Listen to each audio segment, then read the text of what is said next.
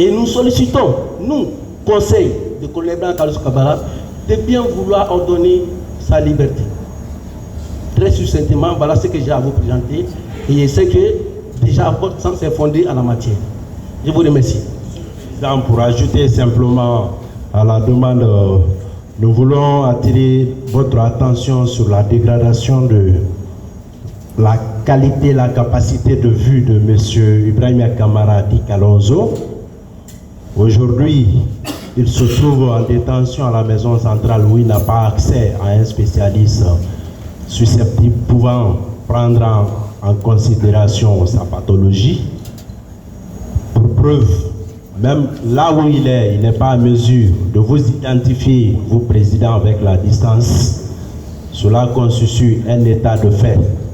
Monsieur le Président, à cet élément considérable, vous avez relevé certainement à travers les différents interrogatoires et contre-interrogatoires les questions-réponses dans cette affaire.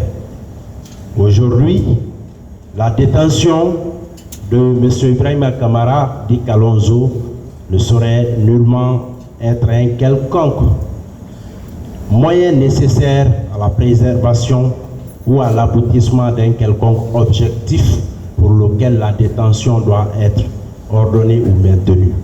C'est pourquoi, conformément à l'article préliminaire du Code de procédure pénale et à l'article 244 du Code de procédure pénale, M. Ibrahima Kamara Di Kalonzo sollicite qu'il vous plaise ordonner sa mise en liberté. Il est disposé à se présenter à toutes les réquisitions, comme il avait toujours fait devant le magistrat instructeur, et il est disposé à également procéder à l'élection de domicile devant, bien entendu, au siège de votre juridiction de jugement. C'est pourquoi, au regard de ces éléments développés, nous sollicitons qu'il vous plaise ordonner sa mise en liberté. Je vous remercie. Ministère public.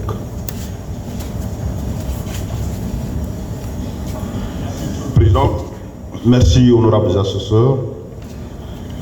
Monsieur le Président, le ministère public a suivi avec un intérêt particulier la demande de mise en liberté sollicitée par la défense de M. Kalonzo.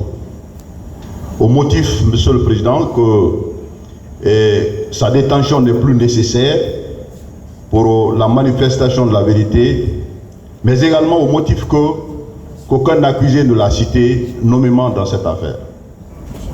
Monsieur le Président, à ce stade de la procédure, votre tribunal a encore des mesures à faire. Notamment, nous sommes en phase d'audition des parties civiles. Et cette mesure, Monsieur le Président, ne suit son cours normal. Et il conviendrait, Monsieur le Président, de relever que ce n'est pas le fait par un accusé de ne pas citer un autre accusé qui constitue un motif de sa mise en liberté. Monsieur Kalonzo est poursuivi pour des faits criminels et à ce stade de cette procédure, Monsieur le Président, sa détention est encore nécessaire pour non seulement préserver l'ordre public et dont nous avons la charte de préserver, et Monsieur le Président, sa mise en liberté compromettrait dangereusement le cours de cette procédure. Ça peut mettre pression sur des témoins qui vont certainement comparaître devant vous pour éclairer votre tribunal.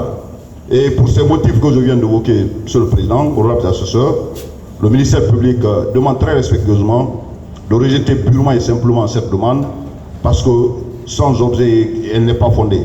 En le faisant, vous aurez rendu service. Je vous remercie.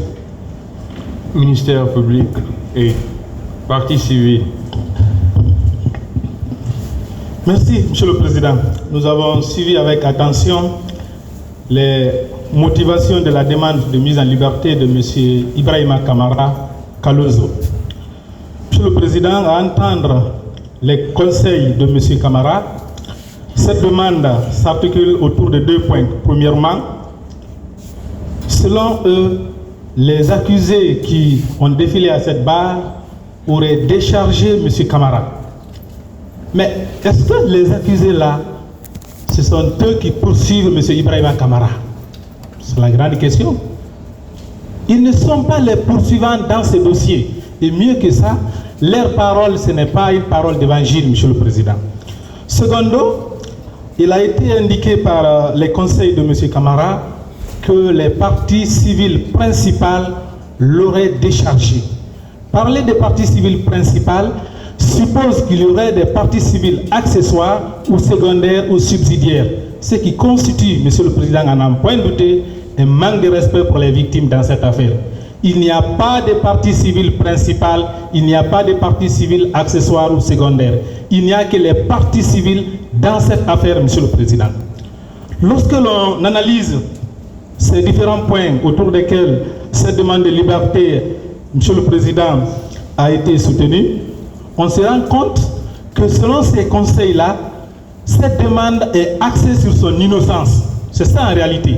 Mais à quel moment on peut parler de l'innocence d'un accusé? C'est dans le prononcé de votre décision finale. À cette phase, nous sommes à la phase de l'instruction définitive, Monsieur le Président. Il y a assez de choses qui restent. Les témoins n'ont même pas encore commencé à passer, parce que même les parties civiles, on est encore à leur niveau, Monsieur le Président. Permettre à M. Ibrahima Kamara de retrouver la liberté à cette phase, c'est lui ouvrir la porte pour entrer en intelligence avec ses témoins. Et là, c'est pour constituer un obstacle à la manifestation de la vérité dans ces dossiers. C'est pourquoi les parties civiles s'opposent de la manière la plus formelle à cette demande de liberté, du reste fantaisiste et manifestement infondée, et sollicitent très respectueusement qu'il vous plaise, Monsieur le Président et assesseur, de bien vouloir la rejeter comme non fondée. Je vous remercie.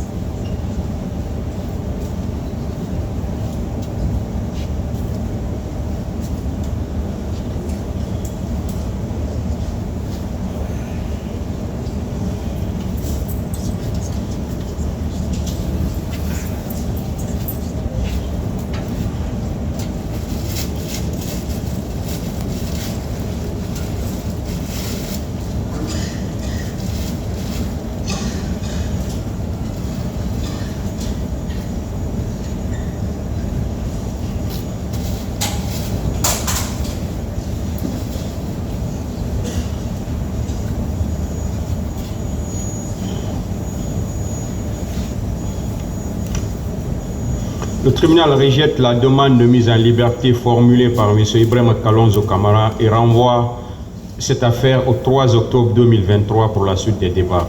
L'audience est levée.